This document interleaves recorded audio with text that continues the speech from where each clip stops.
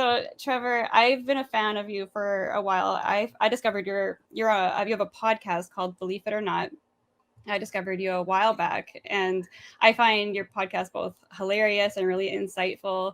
Do you want to share a little bit about maybe where you come from, like your journey towards having a podcast and what your podcast's about? Yeah, sure. So I grew up Christian. I grew up in the evangelical world, and then I went to Bible college, and I became a youth pastor, all that stuff. And then when I walked away, I was like interested in comedy and things like that, and eventually started a different podcast, like a comedy podcast. And then eventually I was like, I was still interested in religion and that kind of whole world. So I was like, well, why don't I, study more about, the weirder parts of religion or the more interesting parts of religion, or just like, religion in general, and do some Googling and then talk about it with my bud Damien. So Yeah, you have a friend who joins you on the podcast, and you guys kind of go back and forth. And correct me if I'm wrong, but like he maybe wasn't raised quite the same way. So a lot of the podcast is like you kind of explaining to him some of these things, and he is kind of like, yeah, that sounds really like that's really bizarre. yeah. He's been to church maybe twice in his life, Yeah, and because I think he had an ex-girlfriend whose family was religious, so like, but that right. was pretty much the extent of it for him. So a lot of it is like, what? Like, Yeah, and people you do believe do a this? lot of research. I know that I learn a lot whenever I'm listening to your podcast. Like you do your research on like the topic, and you bring up things like you dig into the history of these things. Like where did these like this kind of event start, and like who like your most recent episode was about Wicca, right?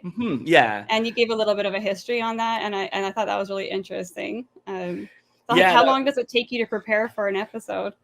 I should probably, spend more time. It's usually like an evening of Oh, of really? research. Yeah. It seems And then well prepared. it's usually like the night before. I'll be like, okay, start researching, message some friends, what should I do it on? And then I'll just research. I have a list of stuff I want to get to as well, but then I'll start researching. And then so it usually goes from like the evening, and then we usually record in the afternoon, so I spend the morning polishing things up and stuff. So it's like I'm a procrastinator, so that's really the only way I know how to do it. Yeah, that makes sense. Well, like I think it's really funny. I think it's kind of got like a good mix of like you're learning some things on it. You guys bring up a lot of things that like I experienced like growing up in like a very charismatic church. A couple of Mhm. things, and you kind of like taught me some of the history of like where the heck some of this stuff got started. Like I was talking to you earlier. Like we're both Canadian, and Mhm. you have an episode where you talk about the Toronto blessing, Yeah. which is like if you don't know what it is, like go look at Trevor's podcast and go listen to like the background on it. That was something that was going on. It was like in the late 90s or early 2000s, Yeah, something. so it's still technically going, but it was Oh, really popular in like 93, I think is when it started. And okay. then kind of continued on from there. But it was 96 was probably its peak where it was like, Yes. yeah. And this is like for anybody who doesn't know what we're talking about, like this is like a thing that was happening at a church in Toronto where people were they were claiming that they have gold dust showing up on their hands. Is that right?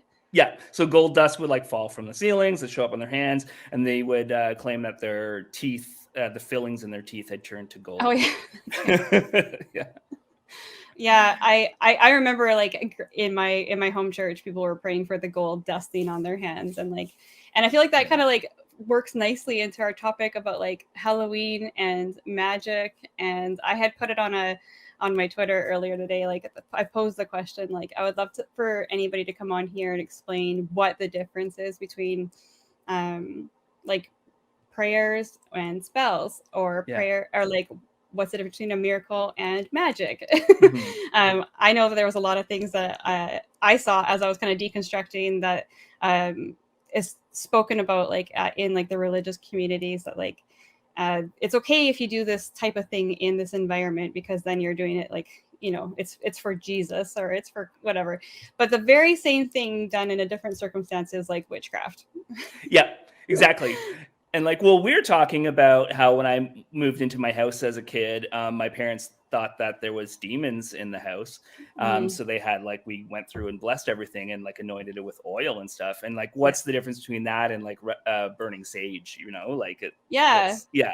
Yeah, like I actually think that there's like a lot of connection here between like what most evangelicals will do and what modern people who are modern witchcraft is about. And actually, I was surprised to find I did a little bit of like not very deep research, but I did look up a little bit, and I found out that there's this whole community of people who are, they identify as Christian witches.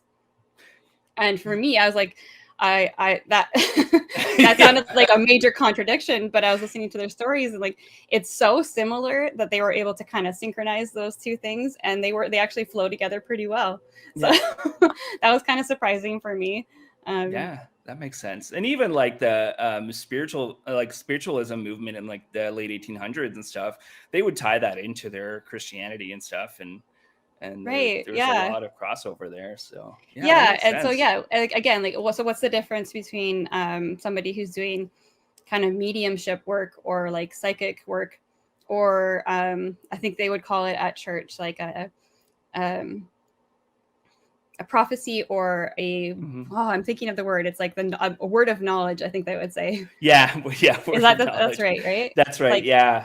I feel like they're both kind of relying on things like cold reading or hot reading. Oh, yeah. Like there's so many similarities. So like if we have any theists watching right now, like I would really love you to call in and tell me what the difference is. Like what is the difference when you are praying and maybe asking whatever God you believe in, if you are asking for something and because you desire an outcome and you're asking for, you know, the power of this being that you think is all powerful to do something, how is that different than like casting a spell?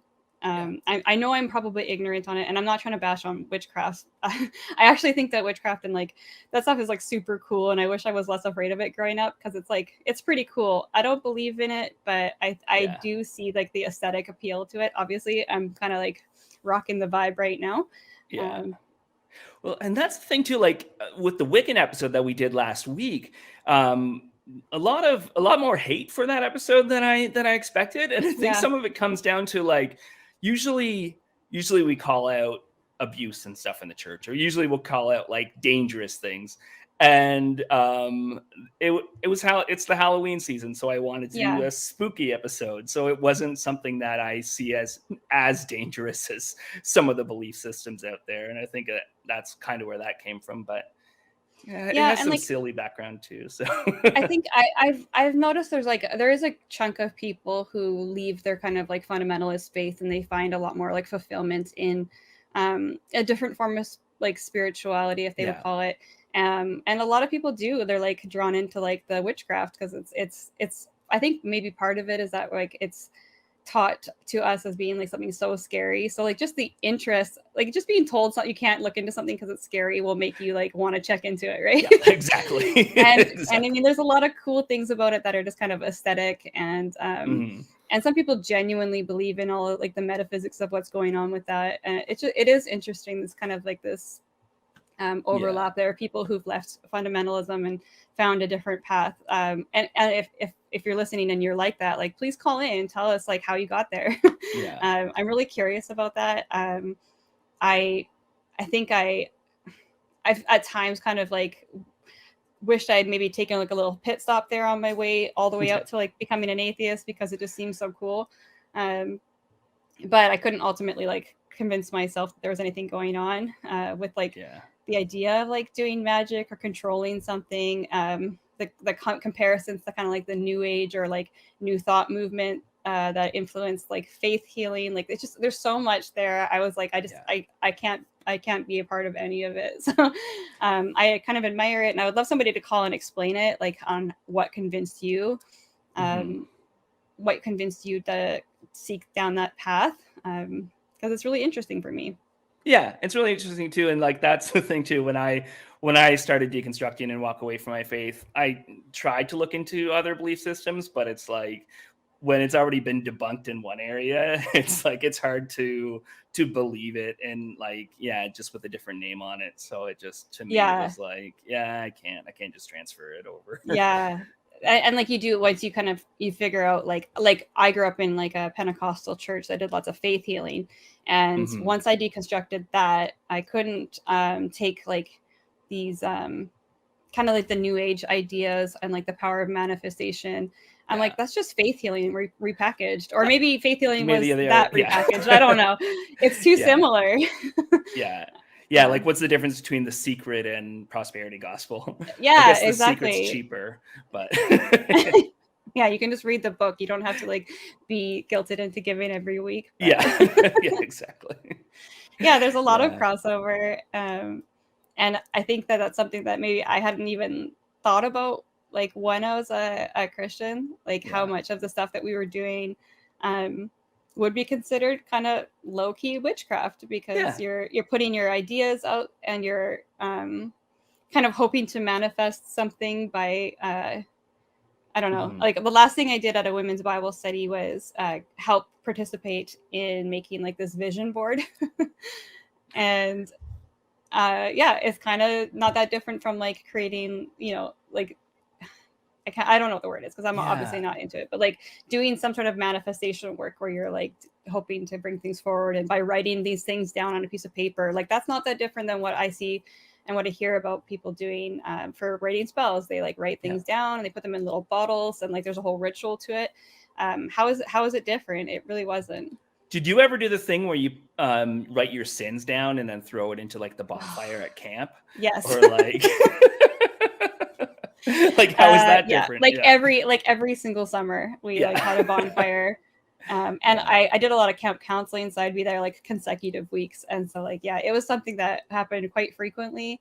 Yeah. um we also like we did burn Harry Potter books Amazing. at camp. Like that's not Yeah. even like I'm not even joking.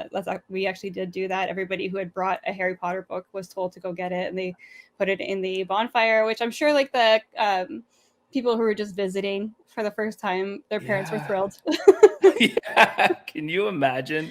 Like, yeah, the kid really excited. You spend like $30 on the book or Yeah. whatever it is. They go off to camp to read it, and I burned it. Oh, Yeah, cool. yeah, they told me to Yeah, burn it. They said that it might bring witches or demons into our house. yeah. Yeah, The yeah. only thing I ever had to destroy like that was I've talked about it so many times on the podcast because it made me so angry.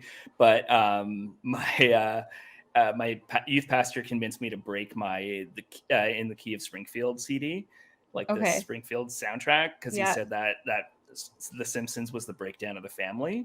Luckily, though, a listener after I said that did send me a copy of it. Nice. Yeah. So so I have it again, but Did you manifest that? I manifest it. Yeah, exactly. That's funny. Yeah, Yeah. I threw out a few CDs in the 90s during I think I threw out like an Alanis Morissette CD.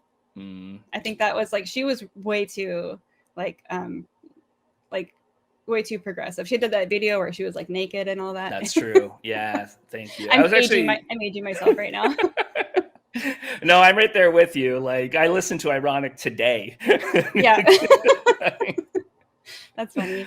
Yeah. Fun fact, she Oh, came into my restaurant once and somebody put that album on, which I thought was so rude. Like that's yeah. Anyways, that's a different topic. everybody anytime I put it on, my husband just says she she she has a whole generation not understanding what the word ironic actually means. Yeah, it's true. Oh man. Yeah, Yeah. I can we could go on about all the crazy kind of things that like all the superstitions, I guess, that we kind Mhm. of grew up with, right? Yeah. I think somebody So mentioned hedge of protection in the Twitter oh, today too, hey, and of course that's like so similar to so much like witchcraft stuff, and yeah. yeah, it's not much different than having like a good luck charm when you feel Mhm. like you have to like say these words in this sequence before you do this event. Yeah. or you aren't protected. Like even just the whole idea of that is very superstitious. Oh, very So much so. Yeah. yeah.